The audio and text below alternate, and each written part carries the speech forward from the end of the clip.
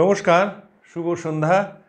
আজকে শনিবার 1 মার্চ 2025 বাকচক্রের নতুন পথ চলার একটা নতুন পর্যায়ে আমরা যেতে চলেছি। উত্তেজিত লাগছে আমার কথা বলতে যে আজকে আমাদের 199তম 199th সাপ্তাহিক ধারাবাহিক বক্তৃতামালায় আপনাদের সকলকে সাদর অভ্যর্থনা ও আমন্ত্রণ জানিয়ে আজকের অনুষ্ঠান শুরু করছি। এর আগের 4টে এপিসোডে আপনারা দেখলেন যে আমরাই আমন্ত্রিত হয়ে, যেখানে আমি যেতে পারিনি একটায়, মানে প্রথম 3টেতে, যেটা আগরতলা মানে ত্রিপুরা ধর্মনগরে এবং আগরতলায় 3টি সভা হয়েছিল, যেখানে পবিত্র সঙ্গে গিয়েছিল আমাদের এই অনুষ্ঠানটা কভার করতে, এবং তরুণবাবু বলতে আমি শুনে অত্যন্ত খুশি হয়েছি, আনন্দে উদ্বেলিত হয়েছি যে ওখানকার ত্রিপুরার বাসী বা ত্রিপুরার সংগঠকরা অসাধারণ উৎসাহ দেখিয়েছেন এবং আত্মীয় ভীষণ রয়েছেন এবং প্রত্যেকের মধ্যে, জনজাতির মধ্যে সত্যি সাড়া ফেলেছেন। তারা সবাই রেগুলার বাকচক্রের এই বিবেকানন্দ ঘরে ঘরে দেখেন এবং নানা রকমের প্রশ্ন করেছেন। আমরা উৎসাহিত। ফিরে এসেই আবার একটা আমাদের কাছে আশ্চর্য, সিঙ্গুর থেকে এক ভদ্রমহিলা, তিনি অত্যন্ত নিষ্ঠা ভরে, আগ্রহ ভরে আমাদের কন্টিনিউয়াসলি আমন্ত্রণ জানিয়ে, এবং হ্যাটস অফ টু তরুণবাবু এবং পবিত্র, যে তারা এয়ারপোর্ট থেকে সকালে নেবে, অত্যন্ত পরিশ্রান্ত হয়েও, যেহেতু আমি ভদ্রমহিলাকে কথা দিয়েছি, সন্ধ্যাবেলা আমরা 3জনে মিলে আবার সেই সিঙ্গুরে গিয়ে সেই অনুষ্ঠান কভার করে এসেছি। তার বক্তব্য আপনারা শুনেছেন আগে। সুতরাং আর বেশি সময় নষ্ট না করে আজকে আমাদের বিষয় এবং বক্তা কোনো পরিবর্তন নেই। বিষয় স্বামীজি এবং বক্তা শ্রী তরুণ গোস্বামী, যার পরিচয় নিষ্প্রয়োজন। এবং আসুন আর সময় নষ্ট না করে আমাদের সেই পরিচিত প্রার্থনা সঙ্গীত, যেটা আমাদেরই বাকচক্রের সিনিয়র মোস্ট সদস্য শ্রী রমেশচন্দ্র বন্দ্যোপাধ্যায় গিয়েছেন, সেই প্রার্থনা সঙ্গীত শুনে আজকে আমাদের অনুষ্ঠান শুরু করছি। এবং আমি এই অনুষ্ঠানের দায়িত্ব এবার তরুণবাবুকের উপরে সঁপে দিচ্ছি। নমস্কার, ভালো থাকবেন।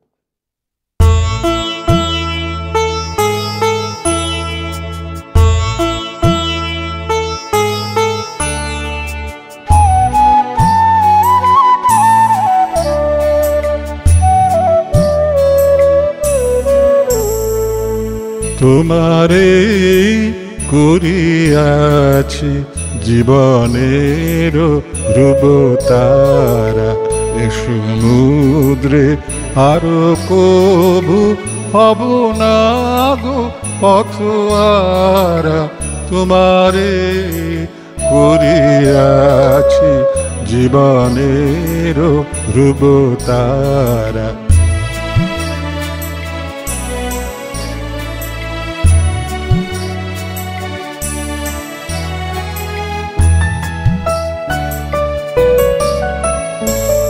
যেথায় আমি যাই না গো তুমি প্রকাশিত থাকো, যেথায় আমি যাই না গো তুমি প্রকাশিত থাকো। অকুল নয়ন জলে ঢালো গো কিরণ ধারা। তোমারে করিয়াছি জীবনের ধ্রুবতারা।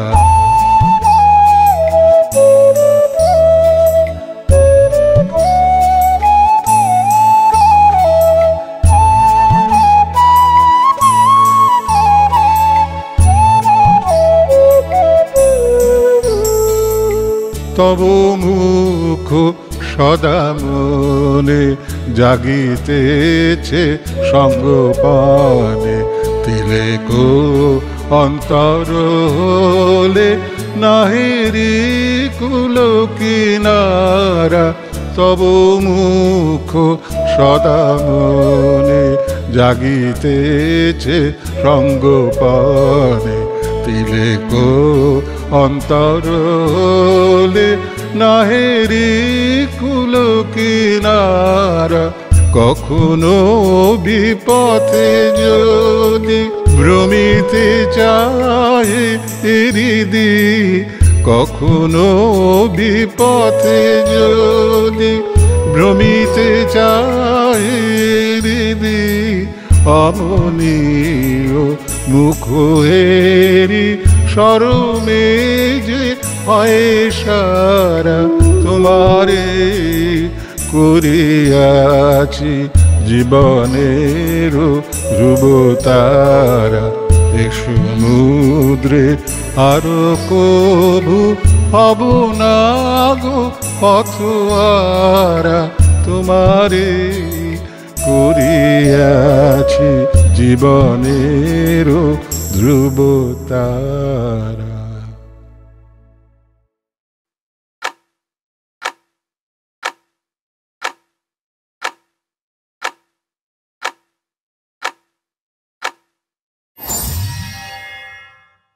নমস্কার। স্বামীজির আজকে যে চিঠি নিয়ে আলোচনা করব সেটি অসাধারণ একটি চিঠি। যদি পত্রাবলী মন দিয়ে পড়েন, স্বামীজি প্রথম চিঠি আমরা পাই 22শে আগস্ট 1888 প্রমোদ দাস মিত্রকে লেখা। বেনারসের পণ্ডিত স্বামীজি থেকে মান্য বড়েশু বলে লিখতেন। আজকে লিখছেন আলমোড়া থেকে 30শে মে 1897 সুরিদ বড়েশু। এবং এই প্রমোদ দাস মিত্র এরপরে আর স্বামীজিদের কোনো চিঠি লেখেননি। তার কারণ তিনি অনেক কটি জিনিস নিয়ে প্রশ্ন তুলেছিলেন।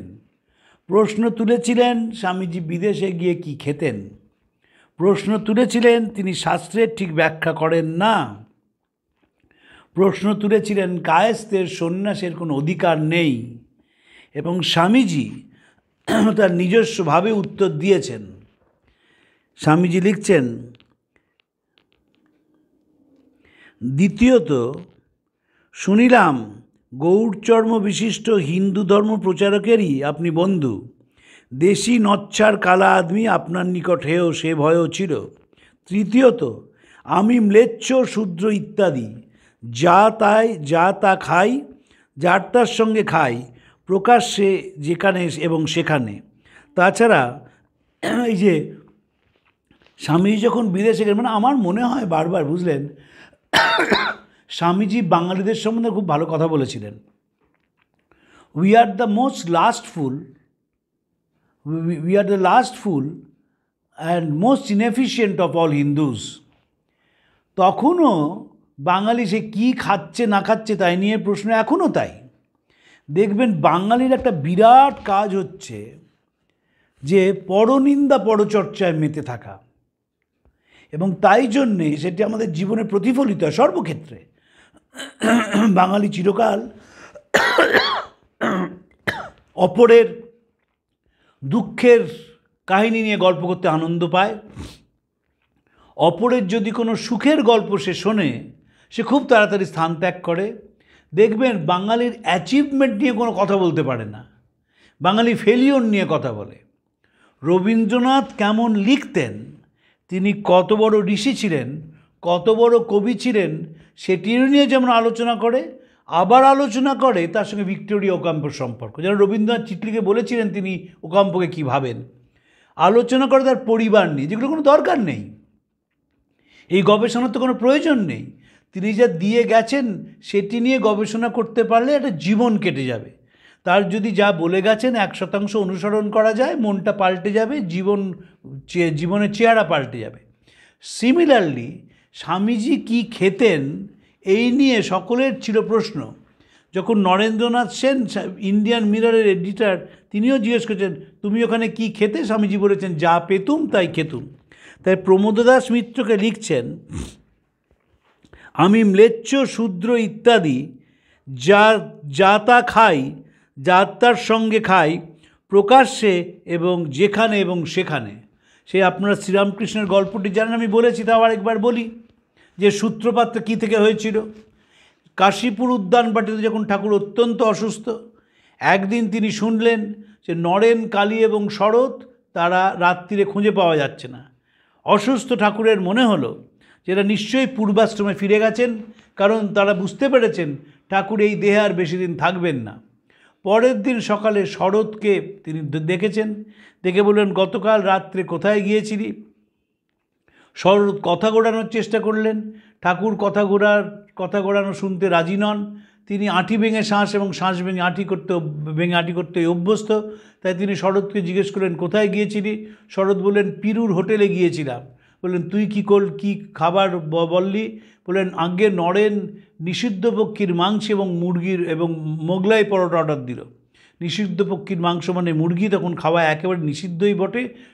আজকে থেকে 40 বছর আগেও বহু পরিবারের ডিম ঢুকতো না, মুরগির ডিম বাইরে রান্না করতে হতো ইত্যাদি।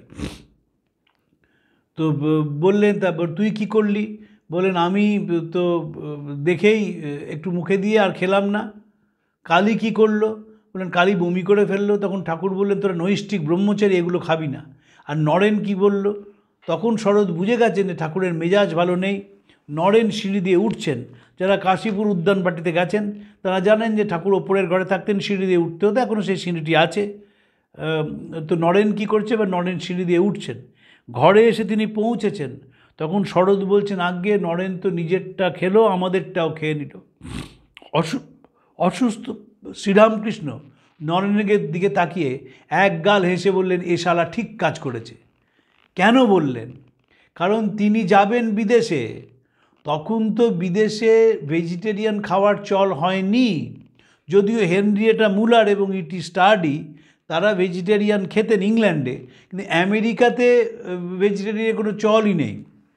স্বামী যখন খাবার টেবিলের বর্ণনা দিয়েছেন তাই থান মাংস শূন্য লিখেছেন, কোথাও স্বামীজি বলেননি যে ভেজিটেরিয়ান খাবার কী ছিল। এখনও বলতেন ভেজিটেরিয়ান ডিশেসও একইভাবে পাওয়া যায়। সেইখানে দাঁড়িয়ে তিনি যদি বলেন আমি এটা খাই না, ওটা ছুঁই না, ইত্যাদি ইত্যাদি, তাহলে বিপদে পড়তে হতো। তাই বলেন এ শালা ঠিক কাজ করেছে। যখন প্রকাশানন্দজি বিদেশে যাচ্ছেন, শারদা মাকে বলেছিলেন আমি তো মঠ পাবো না, আমি গঙ্গা স্নান পাবো না ইত্যাদি, তখন মাকে যে কথাটি বলেছিলেন সে কথাটি আমরা প্রায়ই বলি, কিন্তু কোন প্রেক্ষিতে মা বলেছিলেন সেটি আমরা অনেকেই জানি না। প্রকাশানন্দজিকে তখন মা বলেন যখন যেমন তখন তেমন, যেখানে যেমন সেখানে তেমন, এবং যাকে যেমন তাকে তেমন। তো স্বামীজি বলছেন যে তৃতীয়ত আমি ম্লেচ্ছদের সঙ্গে মিশি, আর তাছাড়াও মতের বহু বিকৃতি উপস্থিত এক নির্গুণ ব্রহ্মবেশ বুঝতে পারি, আর তারই ব্যক্তিবিশেষে বিশেষ প্রকাশ দেখিতে পাইতেছি। ওই সকল ব্যক্তিবিশেষের নাম ঈশ্বর যদি হয় তো বেশ বুঝিতে পারি, তদ্ভিন্ন কাল্পনিক জগৎকর্তা ইত্যাদি হাস্যকর প্রবন্ধে বুদ্ধি যায় না। পরিষ্কার বলছেন ঈশ্বর মানে এবং কারা? ওই প্রকার ঈশ্বর জীবনে দেখিয়াছি এবং তাহাদেরই আদেশে চলিতেছি। স্মৃতি পুরাণাদি সামান্য বুদ্ধি মনুষ্যের রচনা, ভ্রম প্রমাদ ভেদ বুদ্ধি ও দেশ বুদ্ধিতে পরিপূর্ণ। ভাবুন, বলছেন স্মৃতি পুরাণাদি সামান্য বুদ্ধি মানুষের রচনা, ভ্রম প্রমাদ ভেদ বুদ্ধি ও দেশ বুদ্ধিতে পরিপূর্ণ। তাহার যেটুকু উদার ও প্রীতিপূর্ণ তাহাই গ্রাহ্য, অপরাংশ ত্যায্য। এই যে শাস্ত্রের কোনটা নেব আর কোনটা নেব না, সেটা পুরাণের কোনটা নেব আর নেব না সেটাও বলে দিলেন। উপনিষদ ও গীতা যথার্থ শাস্ত্র, রাম কৃষ্ণ বুদ্ধ চৈতন্য নানক কবিরাদি যথার্থই অবতার, কারণ ইহাদের হৃদয় আকাশের ন্যায় অনন্ত ছিল। সকলের ওপর রামকৃষ্ণ সকলের ওপর রামকৃষ্ণ রামানুজ শঙ্করাদি সংকীর্ণ হৃদয় পণ্ডিতজি মাত্র। কাউকে শুনেছেন বলতে? এই যে বেদান্তের একেবারে সম্পূর্ণ অন্য ব্যাখ্যা স্বামীজির, যে কোনটা ওর মধ্যে থেকে যেটা পজিটিভ সেটা নিতে হবে। তাই বলছেন যে সামান্য বুদ্ধি মানুষের রচনা, স্মৃতি পুরাণাদি ভ্রম প্রমাদ ভেদ বুদ্ধি ও দেশ বুদ্ধিতে পরিপূর্ণ। তার যেটুকু উদার ও প্রীতিপূর্ণ তাহাই গ্রাহ্য, অপরাংশ ত্যায্য। উপনিষদ গীতা যথার্থ শাস্ত্র, রাম কৃষ্ণ বুদ্ধ চৈতন্য নানক কবিরাদি যথার্থ অবতার, কারণ ইহাদের হৃদয় আকাশের ন্যায় অনন্ত ছিল। সকলের ওপর রামকৃষ্ণ। এই যে হৃদয় বড় হলে সে অবতার।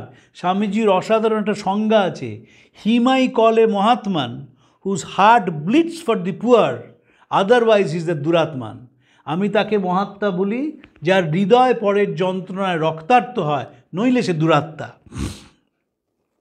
রামানুজ শঙ্করাদি সংকীর্ণ হৃদয় পণ্ডিতজি মাত্র, এই কথা স্বামীজি বলেছেন আলাসিঙ্গা পেরুমলকে চিঠিতে।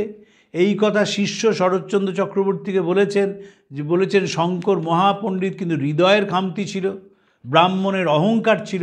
স্বামী সংবাদ পড়লে দেখবেন। এবং বলছেন হৃদয় যে সে প্রীতি নাই, পরের দুঃখে তাদের হৃদয় কাঁদে নাই, শুষ্ক পাণ্ডিত্যই। আর আপনি তাড়াতাড়ি মুক্ত হইব তা কি হয় মশাই? কখনো হয়েছে না হবে? আমির লেশমাত্র থাকলে কিছু হবে? এই যে বলছেন যে শঙ্করাচার্য কি, সে প্রীতি নাই, পরের দুঃখে তাদের হৃদয় কাঁদেনি, শুষ্ক পাণ্ডিত্য। এই শুষ্ক পাণ্ডিত্য স্বামীজি সহ্য করতে, হৃদয় যদি না কাঁদলো, ক্যানভাস তো পৃথিবী। আমাকে সুদিন কুমার মিত্র, আমি তখন প্রেসিডেন্সি কলেজের ফার্স্ট ইয়ারে পড়ি, তার কাছে গেছি। সুদিন কুমার মিত্র তিনি তো গুরু ছিলেন, মাতৃমন্দির প্রতিষ্ঠা করেন। তিনি বলেছিলেন, এই যে জব ধ্যান করি আমরা, এর ক্যানভাসটা কোথায়? আমি তখন ছোটো, বুঝতে পারিনি না ক্যানভাস মানে, বলুন জব ধ্যান। বললেন বেদান্তের ক্যানভাস কি? ক্যানভাস তো পৃথিবী। আমি দুনিয়ার শাস্ত্র পড়লাম, মানুষের যন্ত্রণায় কাঁদলাম না। স্বামীজি বলবেন আমার পড়াটাই বৃথা, আমি পড়িনি, আমি শুষ্ক পণ্ডিত মাত্র। এই শুষ্ক পণ্ডিতদের স্বামীজি অন্তর থেকে ঘৃণা করতেন। ঠাকুর বলেছিলেন উচ্চাকাশে ওড়ে, চোখটা ভাগাড়ের দিকে, কারণ তারা হৃদয়টা তাদের নরম হয়নি। অপর এক মহাবিপত্তি আমি দিন দিন দৃঢ় ধারণা হইতে চাই, যে জাতি বুদ্ধি মহাভেদকারী ও মায়ার মূল জন্মগত গুণগত সর্বপ্রকার জাতি বন্ধন। কোনো বন্ধু বলেন, তা মনে মনে থাক, বাহিরে ব্যবহারিক জাতি আদি রাখিতে হইবে বই কি।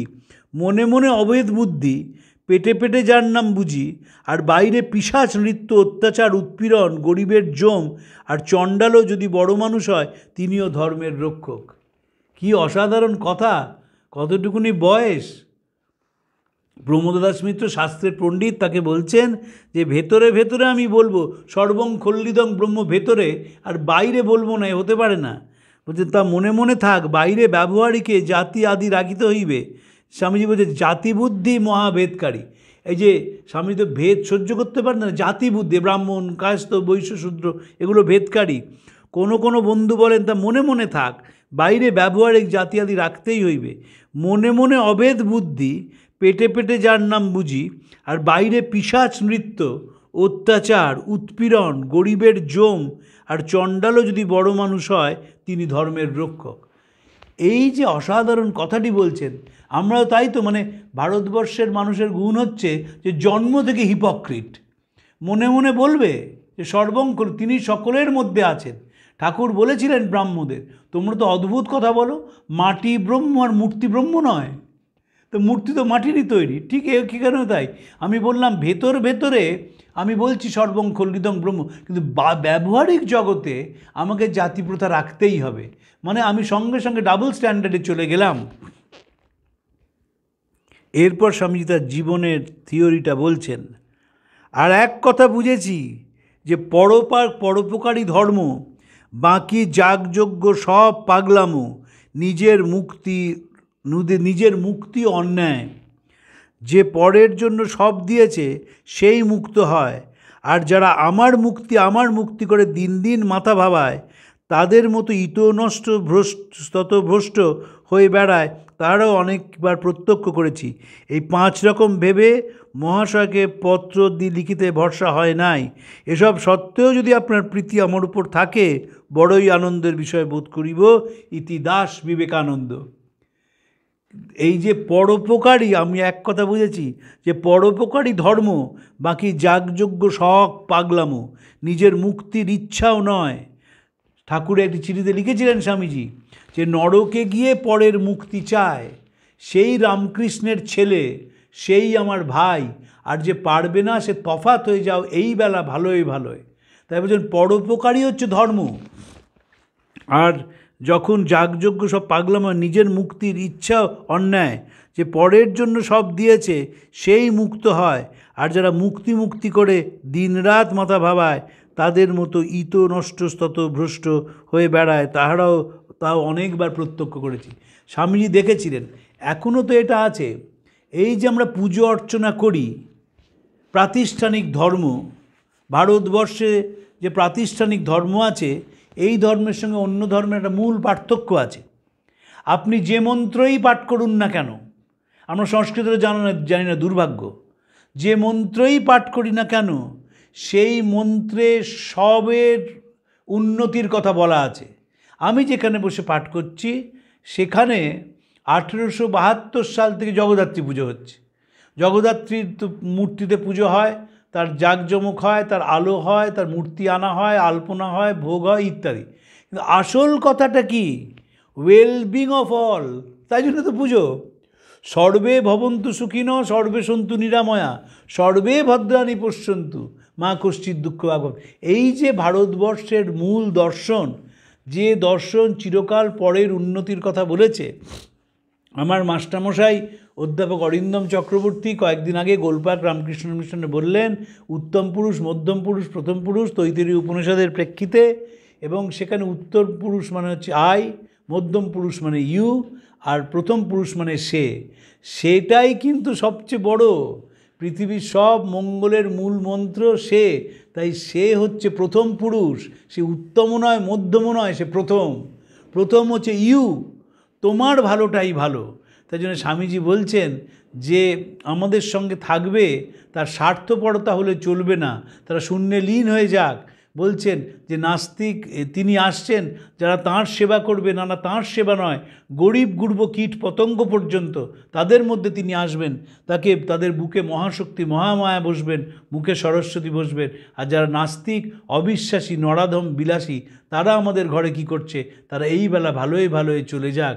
সেই চিঠিতে স্বামীজি লিখছেন যে কাপুরুষ সতের সামনে নিজের মস্তক বলি দেয়, কিন্তু আড়ালে সে সবসময় স্বার্থপরতা নিয়ে থাকে। এই স্বার্থপর মানুষ ধর্মজগতে এগোতে পারে না। যে আমার মুক্তি চাইছে, স্বামীজি তাকে একেবারে চূড়ান্ত ঘৃণা করতেন। স্বামীজির অসাধারণ পুজোর কথা স্বামী বোধানন্দজি লিখছেন। স্বামীজি একদিন নিজে পুজো করবেন ঠাকুরের মন্দিরে, সবাই খুব খুশি যে স্বামীজি কীরম পুজো করেন, সবাই চোখ বুজে বসে রয়েছে। হঠাৎ দেখেন বোধানন্দজি যে কপালে একটা কি লাগছে। দেখছেন সেখানে স্বামীজি ফুলচন্দন নিয়ে আগে প্রত্যেকের মাথায় ফুলচন্দন ঠেকিয়ে সেইটি শ্রীরামকৃষ্ণকে উপহার কাছে উৎসর্গ করলেন। উল্টোটা হয়, যে আগে ঠাকুরকে দেওয়া হয়, তারপর সে ফুলচন্দন সকলকে স্পর্শ করানো হয়। স্বামী অখণ্ডানন্দজি তিনি বলছেন, সন্ন্যাসীর আবার মন্দির কি, যে অনাথ বাচ্চাগুলো আছে সেদিন আগে খাওয়া হয়ে যায়, আমি তাদের খাইয়ে দিই, পরে ঠাকুরকে ভোগ দিই, কারণ জানি যে ঠাকুর ওই অতগুলো মুখেই খেলেন। এই বিশ্বাস আমাদের আসে না। আমরা পুতুল পুজোয় যে মেতে উঠি, তার কারণ হচ্ছে শ্রী ভগবান গীতায় বলে গেছেন যে বাবা 4 ধরনের মানুষ আমাকে ডাকে, আর্ত ডাকে, অর্থার্থী ডাকে, জিজ্ঞাসু ডাকে এবং জ্ঞানী ডাকে। আমরা ঠাকুরকে পুজোর মধ্যে দিয়ে ঘুষ দিই, এই সহজ কথাটা আমরা মানতে রাজি নই। কারণ পরোপকার যদি ধর্ম হয়, সেখানে তো ঘুষ হবে না। একটা মানুষ কাঁদছে হাউ হাউ করে, আপনাকে কী করতে হবে? পকেট থেকে রুমাল বের করতে হবে, চোখটা মুছিয়ে দিতে হবে, তার গায়ে পিঠে হাত বোলাতে হবে, তার মাথায় হাত বোলাতে হবে। তখন তো পালিয়ে যাওয়ার কোনো জায়গা নেই। কিন্তু পুজোয় পালানোর অনেক জায়গা আছে। পুজোয় দেখবেন এখনকার পুজো যেখানে পৌঁছেছে, সেখানে পুজো ছাড়া সব কিছু নিয়ে আলোচনা হয়। যারা পুজোয় অংশগ্রহণ করছেন তাদের কাউকে যদি আধখানা মন্ত্রের মানে বলতে বলেন, তারা বলতে পারবেন না। এবং এই যে একটা পারভার্টেড ফর্ম অফ ওয়ার্শিপ, এইটায় কোনো কাজ হয় না। তাই স্বামীজি জ্যান্ত দেবতাকে চিনিয়ে দিয়েছিলেন। তিনি কলকাতার পুজোর নামে কদর্যা দেখেছিলেন, উত্তর কলকাতার ছেড়েছিলেন তো, সেখানে দোল দুর্গোৎসবে কি হয়, কি পুজোর নামে কী হয় তিনি দেখেছিলেন। তাই তিনি মানুষকে চিনিয়ে দিলেন যে দেবতার কোনো প্যারালাল নেই। শ্রীরামকৃষ্ণ কি করলেন? শ্রীরামকৃষ্ণ নরকে নারায়ণে রূপান্তরিত করলেন এবং সবাইকে, বিনোদিনীকে বললেন মা তোমার চৈতন্য, যিনি বারবণিতার কন্যা ছিলেন। এই যে সমদৃষ্টি গীতায় বলা রয়েছে, গীতায় বলা হচ্ছে যে অপরের সুখ এবং অপরের দুঃখকে যে নিজের সুখ এবং নিজের দুঃখ বলে ভাবতে পারে, অর্জুন সেও আমার মতো যোগী।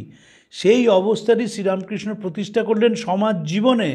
নরেন্দ্রনাথকে শেখালেন যে সেবাটাই একমাত্র পথ, চোখের জল মোছানোটাই একমাত্র কাজ। স্বামীজি চিঠি লিখলেন মাইসোরের রাজাকে, এই জীবন কয়েকদিনের, জীবনের চাকচিক্য কয়েকদিনের, সেই বেঁচে থাকে যে পরের জন্য বেঁচে থাকে, বাকিরা মৃত প্রেত তুল্য। চিঠি লিখলেন পিয়ারিমোহন মুখোপাধ্যায়কে, উত্তরপাড়ার রাজা, expansion is life, contraction is death, love is expansion, selfishness is contraction, so love your fellow man because that is the law of life. ভালোবাসাটাকে তিনি জীবনের ধর্ম বলেছেন। কোন ভালোবাসা? যে ভালোবাসা পরের মুক্তির জন্যে ব্যবহার করা হয়, যে ভালোবাসা অপরের মধ্যে দেবতাকে খুঁজে পায়, অপরের আনন্দের মধ্যে নিজেকে আনন্দকে খুঁজে পায়, সেটাই হচ্ছে বেদান্তের মূল কথা। আমি একটি কথা বলে শেষ করব। আমার মাস্টারমশাই ছিলেন অশোক কুমার গাঙ্গুলি। তিনি সাংখ্য দর্শনের মহাপণ্ডিত ছিলেন, কলকাতা বিশ্ববিদ্যালয়ের দর্শনের বিভাগীয় প্রধান ছিলেন এবং অত্যন্ত পণ্ডিত মানুষ। তিনি আমাকে একদিন বলেছিলেন যে বিবেকানন্দ কোনো দার্শনিক নন। আমার ভীষণ খারাপ লেগেছিল যে স্যার কেন এই কথাটা বললেন, যেহেতু স্যারকে আমি বাবার মতো সম্মান করতাম বা এখনও করি, স্যার এখনও বেঁচে আছেন। তো আমি লোকেশ্বরানন্দজি গিয়ে বলি যে মহারাজ, আজকে অশোকবাবু বললেন যে স্বামীজি কোনো দার্শনিকই নন। তো মহারাজ কিছু বললেন না, বললেন তুমি কালকে গিয়ে আবার অশোককে জিজ্ঞেস করো। মহারাজ চিনতেন খুব ভালো করে, অশোককে জিজ্ঞেস করো, দেখবে কি বলছে অশোক। আমি গিয়ে বললাম যে স্যার, আপনি গতকাল বললেন যে স্বামীজি কোনো দার্শনিকই নন। উনি জানতেন আমার স্বামীজির প্রতি একটি অটুট শ্রদ্ধা রয়েছে। বললেন, আরে তোমরা এসব কথা বলো কেন? দার্শনিক হচ্ছেন প্লেটো, অ্যারিস্টটল, সক্রেটিস। দর্শনটা কি? টু সার্চ এ ব্ল্যাক, দার্শনিক কারা? To search a black cat in a dark room when the cat is not there. আর স্বামীজি হচ্ছেন স্বয়ং দর্শন। স্বামীজি দর্শন, তিনি দার্শনিক নন। এবং স্বামীজির যে বেদান্ত, সেই বেদান্তটি সকলের চেয়ে আলাদা। আমার মাস্টারমশাই অধ্যাপক অরিন্দম চক্রবর্তী সেদিনই গোলপার্কে বললেন, এই যে প্রেম বেদান্তের কথা বলা হচ্ছে, এই বেদান্ত শঙ্করাচার্য বা রামানুজের বেদান্ত নয়। স্বামীজি বলছেন যে বেদান্ত কাঁদতে শেখায় না। সেই কথাটি বলে আমি শেষ করি, যেটি সুজিতদা এবং আমার দুজনেরই অত্যন্ত প্রিয় কথা। স্বামীজি স্টারডিকে চিঠি লিখেছিলেন, আমার কাজ হচ্ছে বেদান্তের শুষ্ক ভাবনাগুলোকে ভালোবাসা দিয়ে মোলাম করে, তার সঙ্গে সুতীব্র কর্মের মশলা মিশিয়ে, যোগের পাকশালায় রন্ধন করে আমি এভাবে তা পরিবেশিত করতে চাই যাতে একটি শিশু তা হজম করতে পারে। এই হচ্ছেন বিবেকানন্দের বেদান্ত। বেদান্ত কাঁদতে শেখায়, বেদান্ত মানুষের জন্য ভাবতে শেখায়, বেদান্ত বিশ্বাস করে বহুজন হিতায় বহুজন সুখায়, যেটি বৌদ্ধ দর্শন থেকে স্বামীজি নিয়েছিলেন। কেন করে? কারণ বেদান্ত মানুষের মৃত্যু ভয় সরিয়ে দেয়। যখন মৃত্যু ভয় চলে যায়, সে তখন নিঃস্বার্থ ভালোবাসায় বিশ্বাস করে। আর যতদিন মৃত্যু ভয় আছে, ততদিন সে দেবতাকে ঘুষ দেয়, ততদিন সে প্রাতিষ্ঠানিক ধর্মে বিশ্বাস করে এবং মনে করে কি করে আমি আর একটু বাঁচব, আমি কি করে মুক্ত হব। আর যে মানুষ মৃত্যু ভয়কে জয় করেছে, উপনিষদ একমাত্র পৃথিবীর সাহিত্য, যে সাহিত্য বারবার মৃত্যু ভয়কে জয়ের কথা বলে। Fear of death and fear of defeat, Freud বলছেন এই দুটোই তো ভয়। যখন মৃত্যু ভয়কে কেউ জয় করে, সেই মানুষ অনন্তকে আলিঙ্গন করে। তখনই নদী গিয়ে সাগরে মেশে। সেই বিখ্যাত খালিল গিবরানের কবিতা, যে নদীর সংকোচ থাকে, ভয় থাকে, যখন সে সাগরে গিয়ে মেশে, তখন সে অনন্তের সঙ্গে মিশে তার সব ভয় কেটে যায়। মানুষও ঠিক তাই, যখন সে বোধ তার ভেতরে আসে, রাসেলের ভাষায় to feel one with the stream of life, তখন সে নতুনভাবে জেগে ওঠে, সে নতুনভাবে চেনে, সে ভয়শূন্য হয় এবং ভয়শূন্য মন সেবায় নিজেকে উৎসর্গ করে। স্বামীজি বেদান্তের নতুন ব্যাখ্যা দিয়েছিলেন এবং প্রমোদ দাস মিত্রকে বলেছিলেন যে কোনো রকমের দ্বিচারিতে চলবে না। এই যে আপনি আমায় সমালোচনা করেছেন যে আমি ম্লেচ্ছদের সঙ্গে মিশি, যা তা খাই, আমি শাস্ত্রেরও অপব্যাখ্যা দিই, সে আপনার মনে হয়েছে আপনি বলতে পারেন, কিন্তু ঈশ্বর আমি দেখেছি। তিনি বলছেন বুদ্ধ, চৈতন্য, নানক, কবিরের কথা বলছেন, শ্রীরামকৃষ্ণ শ্রেষ্ঠ, এবং বলছেন পরোপকারী ধর্ম। এবং সেই পরোপকারের মধ্যে কোনো দ্বিচারিতা নেই, কোনো দুরকম কথা ভাবা নেই, মন মুখ এক। ঠাকুর যা বলছেন, তখন যখন মানুষেরকে অনুসরণ করে, তখন সে নিজেকে চিনতে পারে, জানতে পারে, আলোকিত হয় এবং তার আলোকে বহু মানুষ আলোকিত হয়ে পড়ে। এই কয়েকটি কথা বলে আপনাদের নমস্কার জানিয়ে শেষ করছি। প্রাণারাম প্রাণারাম প্রাণা